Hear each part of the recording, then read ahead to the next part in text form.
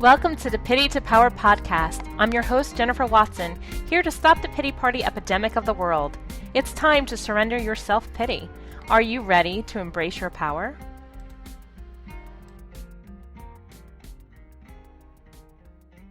Everyone, this is Jennifer Watson, and I'm ready to give you a pity party pep talk that will get you out of your tears and into your joy. Each week, I break down a trigger of self-pity and how to work through it to step into your power. This week, we will talk about our physical appearance, how we destroy ourselves, and how to stop the self-body shaming.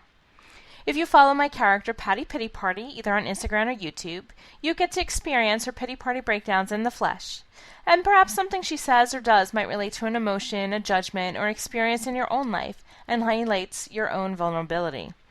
Here is your chance to face it and turn your own pity into power. So this week, Patty contemplated her weight and how she'll always be fat. You know, even when replacing Ben & Jerry's with healthier coconut ice cream, why doesn't that work? So no matter how hard she tries, she just can't seem to lose weight and therefore believes that nobody could ever love her or like her because of the way she looks.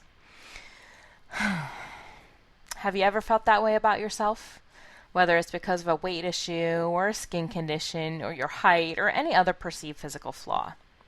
How often do you beat yourself up about it and judge yourself for not being a perfect model, who, by the way, is totally photoshopped, so don't even believe that crap. And then with that judgment, do you then make up stories about how unlovable and unworthy you are and hide behind a fear of rejection, refusing to go out or be in a crowd of people or not taking that phone call because you're afraid that they don't want to get to know the real you. They're just, you're hideous and repulsive. Yeah, I think we've all been there at a time or another. Society has conditioned us to think that unless we have perfect beauty, that we're not attractive or worthy of love, and that couldn't be farther from the truth. What is perfect beauty anyway? Who defined that? Who decided what is ultimately beautiful? There's no such thing as perfection. And it's time to stop bashing ourselves for things beyond our control. And for the things that we can change, we can learn acceptance and self-compassion as we move towards healthier habits instead. It really does come all down to your level of self-love. Can you learn to look into the mirror and just love that person for who he or she is? Look into those eyes. What do you find there? Is it passion? Is it love? Is it intelligence? Curiosity? Humor? Quirkiness? What is it within you that you see reflective in your eyes that you adore about yourself? Is it possible to stop looking at your physical features and focus on that instead? Focus on who you are? If you're facing something such as a weight issue, and believe me, I am there, I've been there, I know all about that. But it's time to stop shaming ourselves for losing control or the poor habits or emotional eating. Instead, ask ourselves, how can we eat in a manner that nourishes our body without feeling deprived and enjoy food? How can we move it to become more active about our bodies in a fun way? What can we do to just simply improve our health or even our mental state by finding a different outlet for emotional eating then? Come at it from that angle. And you would be amazed that when you start a new health regimen based on that mentality, you're going to consequently see the physical results on the scale and unknowingly be loving yourself more and more all along the way. It's kind of like a little trick, and tricking yourself. You don't want to love yourself, but by taking care of yourself, boom, you're already doing it. So where do you begin to make that change in your life towards acceptance? How do you step out of that sense of self-pity, oh, I'm so fat, and turn it into power? First, acknowledge your pity and your level of body shaming. How shitty are you to yourself, really? Take a good look at what you do and say to yourself. What is at the root of it? Once you identify where your beliefs begin, we can then use an affirmation transformation to move you through to a more heart-centered belief about your physical body. So I'm going to share with you an example, and we'll use the weight thing. I know there's other physical issues that people have that they don't like about themselves, but this is a common one that most people can relate to, whether you're on the heavier side or you're too thin and trying to gain weight. So we'll use that. So I'm way too fat for anyone to ever love me. I give up. So this is what we may currently believe about ourselves at our lowest of low opinions. We're taking our physical appearance and making assumptions about what others think about it, and that's absurd. We're not in others' minds. More likely than not, it's our bad attitude that is repelling people, and not that extra bit of booty. So let's try to lighten up on ourselves a bit, shall we? Maybe I am judging myself too harshly. Maybe there is something I can do. So now you're acknowledging that you might be going a little bit overboard on the self-judgment. You're starting to open your mind up to the possibility that a change is not impossible.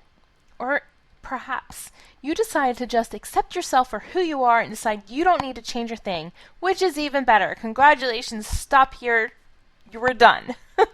But for affirmation transformation purposes, we're going to continue on an example of someone who is looking to make a change in their health routine. If I just take a few small steps to improve how I care for myself, it won't seem so impossible. I can start being good to me. This is an example if there is something that you want to do and get in better shape, and you're making it more digestible, pun intended. We can't start from the end point, the number on the scale, the dress size, the inch loss. We need to remember to start at the beginning and to not make it about results, but about how we feel. By being good to ourselves and practicing good habits that work for us in our bodies and our schedules, it will have staying power. That's what is lacking, our discipline and staying power on something that works for us.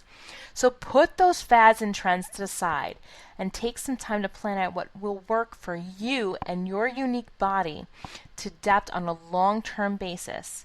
And just start with one step at a time. And then we can lead up to, wow, just by caring for myself and loving myself, I realize my weight doesn't matter. I am ready to accept myself. I can be loved for who I am. You know, it's a funny thing that happens when we focus on self-care and less on results. We feel the difference. And, believe it or not, that automatically shifts our beliefs about ourselves. Sure, we actually could be technically losing weight and looking better by this point, and that's a perk.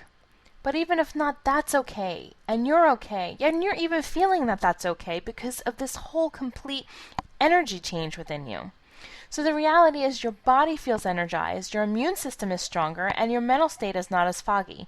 So you can see through the pity of physical imperfection and embrace yourself, flaws and all. So we've gone from I'm too fat for anyone to love me to I am ready to accept myself. I can be loved for who I am.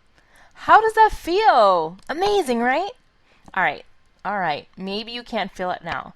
But if you let yourself progress through each step slowly until you're ready to move on to the next affirmation, you will begin to feel that shift inside. And it's a wonderful place when you can get to self-acceptance.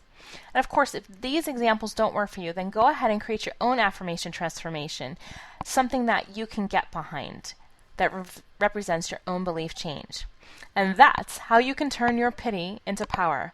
Now, go on out there and do something special for yourself. You deserve to be loved and pampered.